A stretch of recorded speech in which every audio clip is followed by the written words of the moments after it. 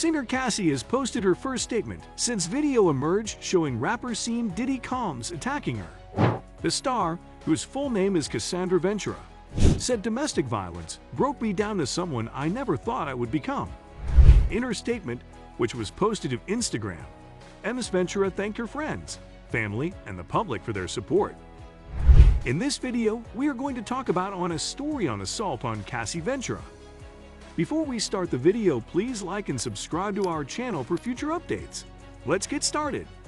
Sean Combs, the producer and music mogul, who has been one of the most famous names in hip-hop for decades, was sued in federal court on Thursday by Cassie, an R&B singer once signed to his label, who accused Mr. Combs of rape and of repeated physical abuse over about a decade. In the suit, filed in federal district court in Manhattan, Cassie, whose real name is Cassie Ventura, and who had long been Mr. Combs' romantic partner, says that not long after she met him in 2005, when she was 19, he began a pattern of control and abuse that included plying her with drugs, beating her, and forcing her to have sex with a succession of male prostitutes while he filmed the encounters. In 2018, the suit says, near the end of their relationship, Mr. Combs forced his way into her home and raped her. Video shows Diddy assaulting Cassie back in 2016.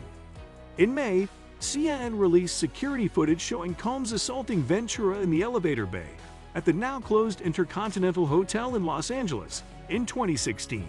The video appears to support a similar incident Ventura described in her suit. Combs followed her into the hallway of the hotel while yelling at her. He grabbed at her and then took glass vases in the hallway and threw them at her, causing glass to crash around them as she ran to the elevator to escape. Ventura's complaint reads, after the video was made public, Combs posted an apology video on Instagram. I take full responsibility for my actions in that video. I was disgusted then when I did it. I'm disgusted now. I went and I sought out professional help. I got into going to therapy, going to rehab. I had to ask God for His mercy and grace, Combs said. I'm so sorry. Had to ask God for His mercy and grace.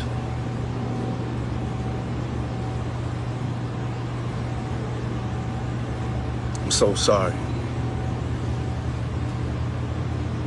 But I'm committed to be a better man each and every day. Cassie alleged she was the victim of a pattern of abuse, violence, and sex trafficking. Ventura sued under New York's Adult Survivors Act, which gave victims a one-time one-year window to sue their alleged sexual abusers in institutions, even if the statute of limitations had run out. The window has expired. She says she first met Combs in 2005, when she was 19 and he was 37. In the lawsuit, she alleges that Combs controlled nearly every aspect of her life, from her career to her personal medical records. She claims he was frequently violent, physically abusing her multiple times a year, and that he often plied her with copious amounts of drugs. The complaint also claims that Combs forced Ventura to have sex with male sex workers in different cities, encounters she says he watched, masturbated to, and recorded. She also alleges that following a dinner in 2018, Combs forced himself into her apartment and raped her while she repeatedly said no and tried to push him away. Ventura says she ended the relationship for good afterward. In her lawsuit, she referred to multiple witnesses who saw the abuse take place. One of them is her friend, singer-songwriter Tiffany Red, who wrote an open letter to Combs describing an incident on Ventura's 29th birthday party in 2015. Ventura and Red claim that night, Combs and his security team forced Ventura to leave because he wanted her to have sexual encounters with other men. In a statement to the New York Times, Combs' lawyer Benjamin Brafman said Combs denied the allegations and that the lawsuit was riddled with baseless and outrageous lies, aiming to tarnish Mr. Combs' reputation and seeking a payday. Ventura and Combs settled the lawsuit one day after it was filed. The details remain private. Brafman said that the settlement is in no way an admission of wrongdoing. Cassie Ventura reveals all truth about Diddy. The surveillance footage, compiled from multiple camera angles, dated March 5, 2016, appears to show the rapper, producer, and business mogul during an incident that, according to Ventura's complaint, occurred at the now-closed Intercontinental Hotel in Century City, Los Angeles. CNN verified the location based on publicly available photos of the former hotel's interior. In the video, Ventura exits a hotel room and walks to a bank of elevators. Combs, holding a towel around his waist, runs down a hall after Ventura. He grabs her by the back of the neck and throws her to the floor. Still holding his towel closed with one hand, he then turns to kick her, the video shows. As Ventura is on the ground, Combs retrieves a purse and suitcase from the floor near the elevators. He turns around and kicks Ventura again as she lies motionless on the floor. About 4 seconds transpire between the two kicks, according to the video. He then briefly drags Ventura by her sweatshirt toward a room before walking away. Ventura is then seen slowly standing up. She gathers items from the floor and moves to pick up a phone on the hallway wall near the elevators. Combs, still in a towel and socks, returns. A mirror directly across from the security camera shows Combs appearing to shove Ventura.